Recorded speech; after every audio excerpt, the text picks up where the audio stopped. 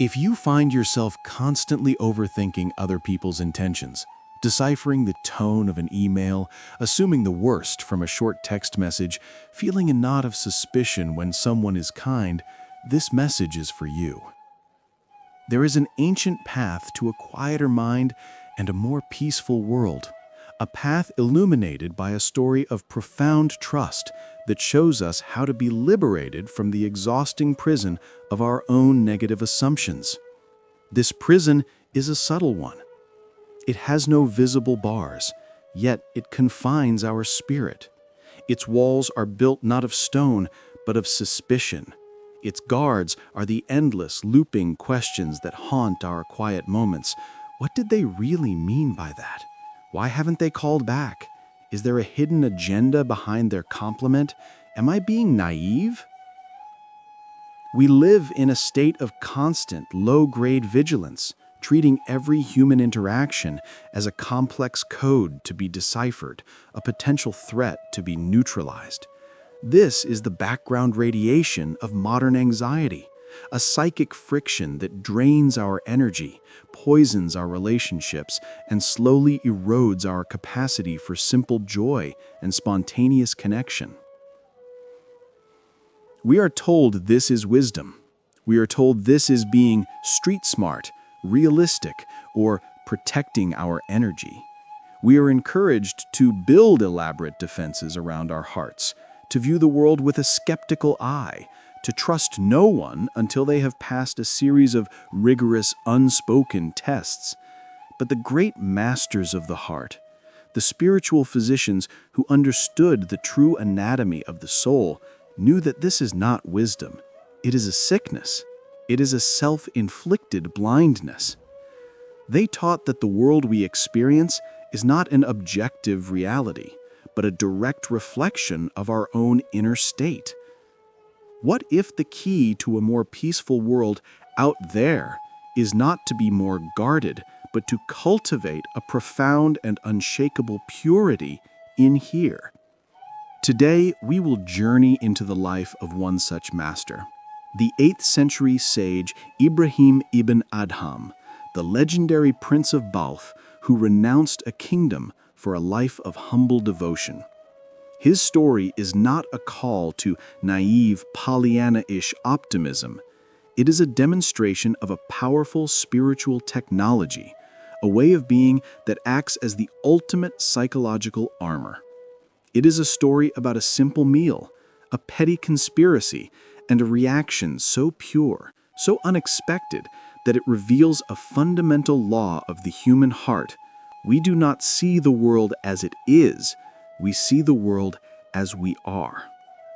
This is your invitation to step out of the prison of suspicion. It is a promise that a quieter mind and a kinder world are not just possible, but are the natural result of choosing to clean the lens of your own heart. Our story takes place not in the gilded halls of a palace, but in the humble company of a small spiritual community. Ibrahim ibn Adham, who had once known every luxury imaginable, now lived a life of deliberate poverty and service. He was the unspoken leader of a group of fellow seekers, and he took it upon himself to be their provider.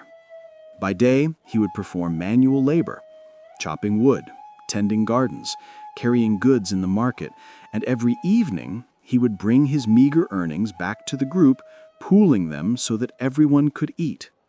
He was their prince, their servant, and their brother, all at once. There was, however, a recurring pattern that began to grate on their companions. Ibrahim, in his tireless effort to provide for them, would often work late into the evening. The others would gather at the appointed time for the evening meal to break their fast, but their benefactor was often absent, arriving long after the food had been served and the initial hunger satisfied. Night after night, they would wait, their stomachs rumbling, their patience wearing thin. A seed of resentment began to grow in the soil of their fatigue. It is a very human and relatable feeling. Their perspective was narrow, focused on their own discomfort. They did not see his sacrifice. They saw only their own inconvenience.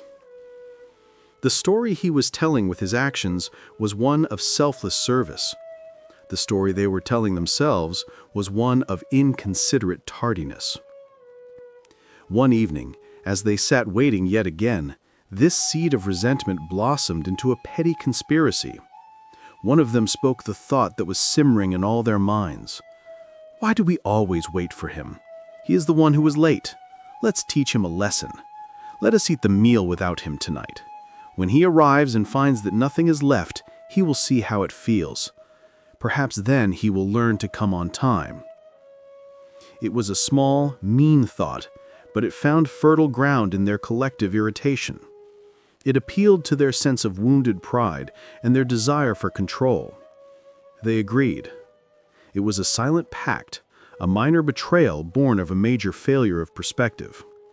And so they shared the meal, ensuring every last crumb of bread, every last spoonful of stew was gone. Then, to complete the charade, they lay down on their mats and pretended to be fast asleep, waiting to see the look on his face when he arrived to an empty hearth and a sleeping camp. Sometime later, Ibrahim ibn Adham finally returned, weary from a long day's labor, his body aching, but his spirit content in the knowledge that he had earned enough for his friends to eat.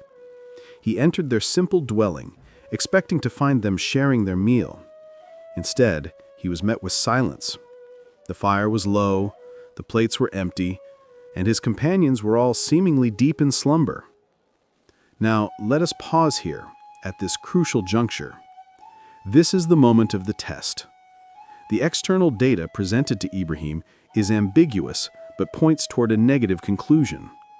He sees empty plates and sleeping friends. The logical, suspicious mind, the mind most of us inhabit, would immediately jump to the conclusion his students intended. It would feel the sting of being excluded. The internal monologue would be one of anger, of hurt, of righteous indignation. I work all day for them, and this is how they repay me? They ate without me. They didn't even save me a single bite. How could they be so selfish, so ungrateful? This interpretation would have created a storm of negative emotion, resentment, bitterness, a desire for confrontation. It would have created conflict, division, and pain. It would have validated the student's low opinion of him and created a cycle of retribution.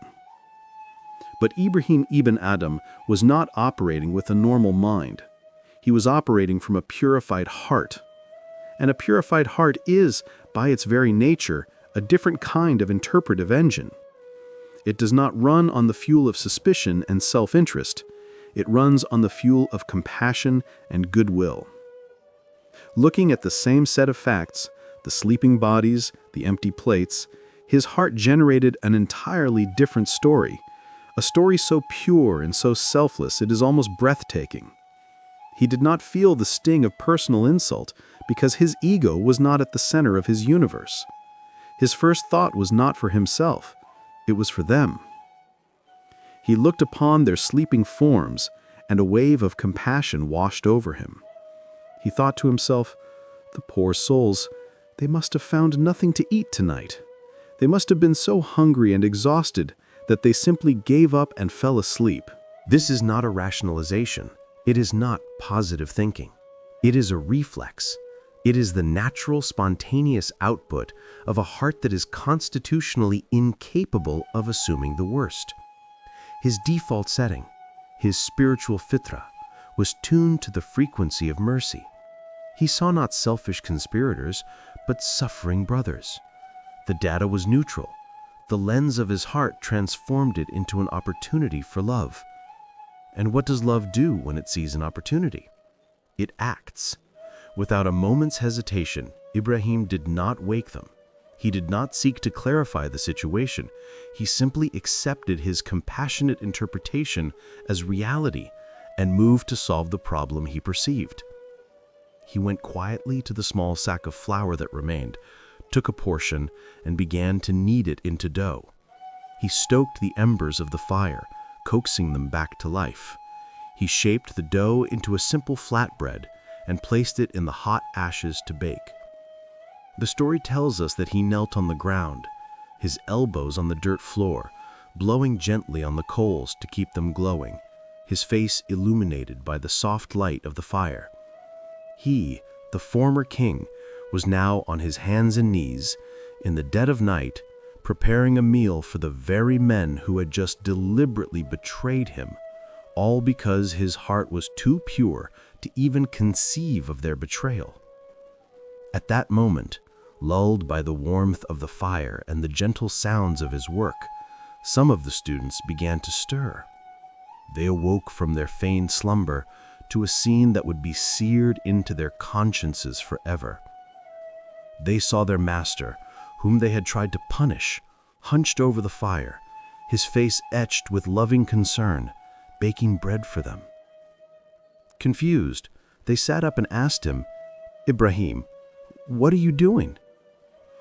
He looked up from the fire, his expression one of pure, uncomplicated care.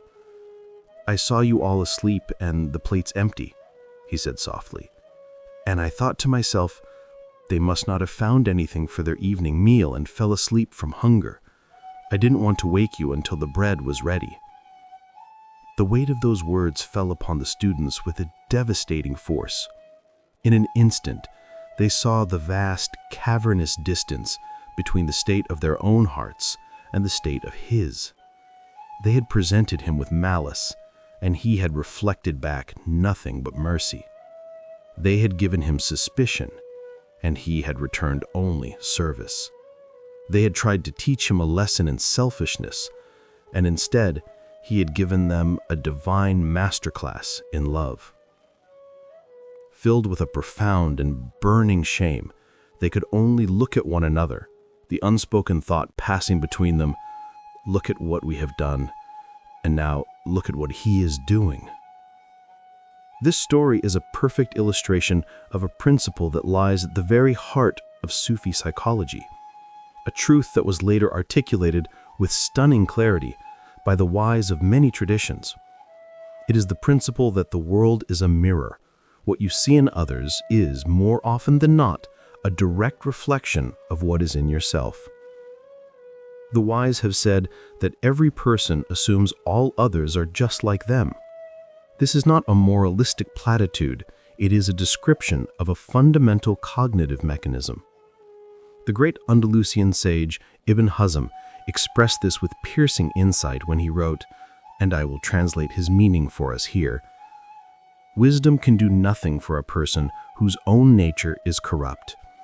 He will automatically assume that everyone else has a corrupt nature just like his own.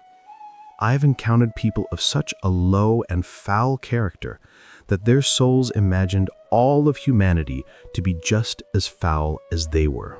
This is the diagnosis of the cynic. The person who is always looking for the catch, who believes every act of kindness is a mask for a selfish motive, is not making a shrewd assessment of the world. They are making a confession about themselves. They are projecting the contents of their own heart onto the screen of reality and calling it objective. They are like a person wearing dirty glasses who is convinced the whole world is smudged. The students, their hearts filled with petty resentment, could only imagine that Ibrahim was capable of the same. They projected their own potential for selfishness onto him and judged him accordingly. Ibrahim ibn Adham, conversely, was wearing the flawlessly clean glasses of a pure heart. A pure heart, in this tradition, is not an empty heart. It is a heart that is full of what is known as husn al-zan, which can be translated as thinking the best of others or maintaining a beautiful assumption. It is a discipline of interpretation. It is a conscious and continuous choice to extend to others the grace you would wish for yourself. When faced with ambiguous behavior, the heart disciplined in this way does not default to the worst possible interpretation. It defaults to the most generous one. It actively searches for the most charitable explanation for another's actions. This is not about being blind to genuine danger or ignoring clear evidence of harm. The Sufis were not fools. This is about how we choose to interpret the vast gray area of daily life, the zone of ambiguity where most of our human interactions take place. The unreturned phone call, the curt email, the friend who forgets our birthday, the colleague who gets the promotion we wanted. In these moments, we have a choice. We can choose the path of the students, the path of suspicion, resentment, and grievance. This path always leads to an inner world of conflict and turmoil. Or we can choose the path of Ibrahim, the path of the beautiful assumption. This path leads almost invariably to a state of inner peace. Let's connect this to the landscape of modern psychology. The student's way of thinking is a perfect example of what psychologists call the negativity bias. Our brains are evolutionarily hardwired to pay more attention to threats and negative information than to positive information.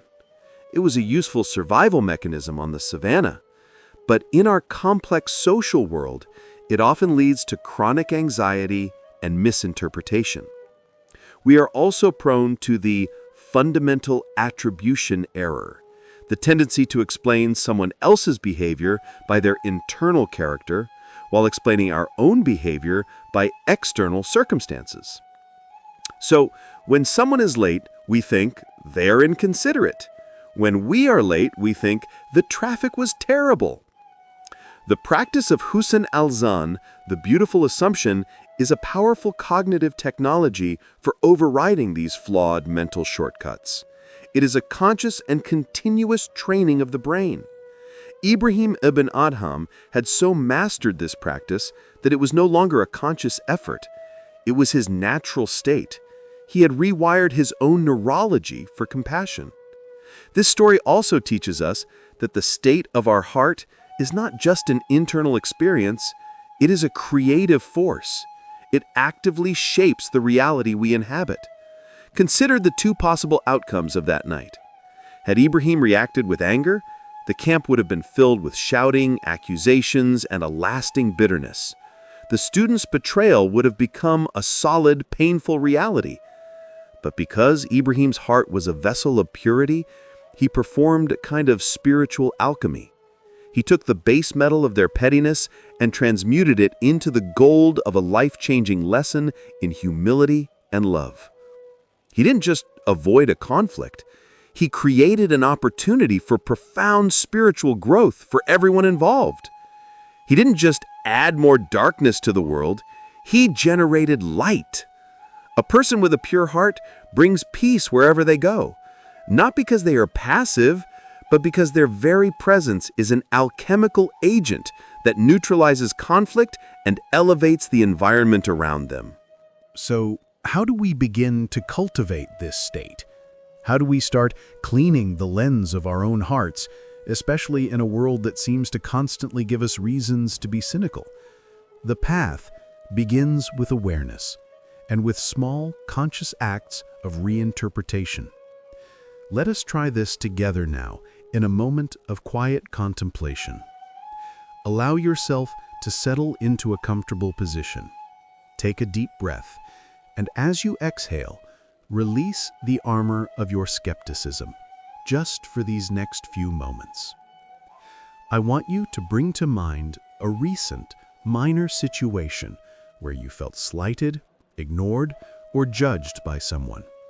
It could be a friend who seemed distracted while you were talking, a family member who made a thoughtless comment, a colleague who didn't acknowledge your contribution.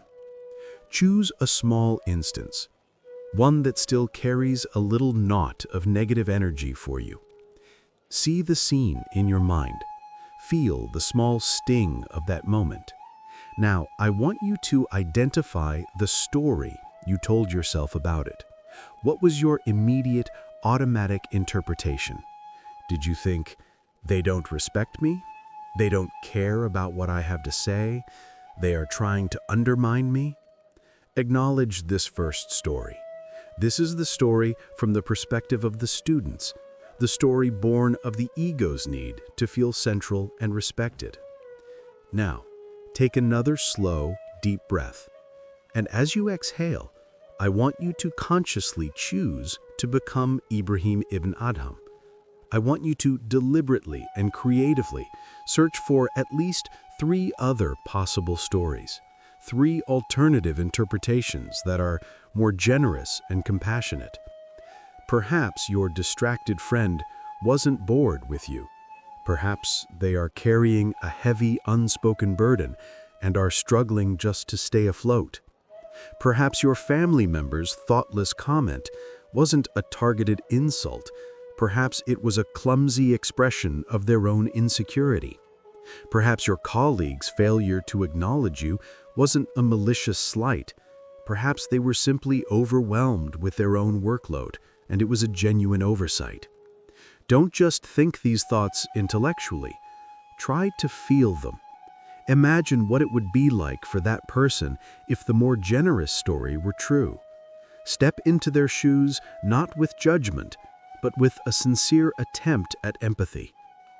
As you hold these more generous interpretations in your mind, notice what happens in your own body. Do you feel the knot of tension in your stomach begin to loosen? Do you feel the tightness in your chest begin to soften? Do you feel the frantic noise of your mind begin to quiet down? This feeling, this release, this softening, this quiet, is the feeling of peace. And notice, the external event has not changed. The person has not apologized. The situation has not been resolved. The only thing that has changed is the story you are choosing to tell yourself about it. The only thing that has changed is the lens through which you are looking at it. And yet, in that simple internal shift, you have liberated yourself from the prison of resentment. You have performed on a small scale the same spiritual alchemy as Ibrahim ibn Adham. This is the path. It is not about becoming a doormat or allowing people to harm you repeatedly. It is about taking back your power from the ambiguous actions of others. It is about refusing to allow your inner peace to be held hostage by your worst interpretation of their behavior. It is about understanding that the beautiful assumption is first and foremost a gift you give to yourself. The final, and perhaps most profound lesson of this story is that a pure heart is the ultimate source of security. We build walls of suspicion because we are afraid of being hurt. We adopt a cynical worldview because we think it protects us from disappointment. But Ibrahim ibn Adham shows us that the opposite is true. His heart was completely open, completely undefended, and therefore it was completely untouchable. The student's petty arrow of malice could not find a target because there was no ego wall for it to stick in. It passed right through him, transformed by the atmosphere of love that was his very being. The world you experience is waiting for you to create it. It can be a battlefield of competing egos, a place of constant threat and suspicion where you must be forever on guard. Or it can be a classroom, a place of endless opportunities for compassion, understanding, and connection. The external events may remain the same. The choice is in the lens. Let go of the exhausting burden of being the prosecutor of everyone else's intentions. Let go of the need to be a mind reader, a detective of hidden slights. Grant others the same grace you wish the world would grant you. Assume the best, not because they will always live up to it, but because you deserve to live in the peaceful and beautiful world that this assumption creates. This is the lost art of the pure heart, and it is the truest path back to the peace that is your original nature.